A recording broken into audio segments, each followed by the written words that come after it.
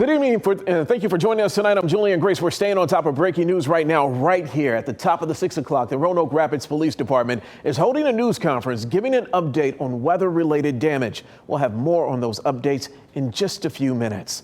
Well, winds overnight caused downed trees and power outages around the city. WRAL's Eric Miller talked to some people today who say they're lucky to be alive after the storm.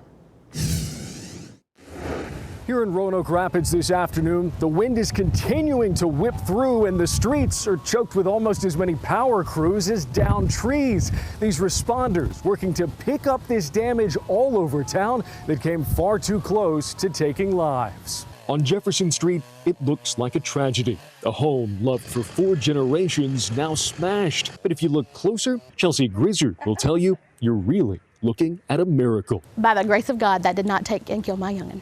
Grizzard and her 10-year-old son had just gotten home yesterday around 6 when the storm hit and this tree fell. We were getting ready to leave for dinner yesterday. It was my birthday. The tree crushed her son's room.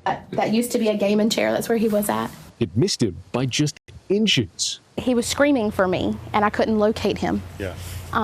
And so he made it out. My whole thing was get out. I need you to get out. Yeah. And away from the house. And he did. He was actually got out before I could get out of my room. We were trapped differently. And he got out. At the same time, Grizzard was fighting for her own life, nearly trapped in her bedroom. Underneath that insulation right here, you see where that blanket piece is? When it fell, I was actually between, this is a bed, and my dresser is right here. I was standing in between, so all of this fell on top of me here.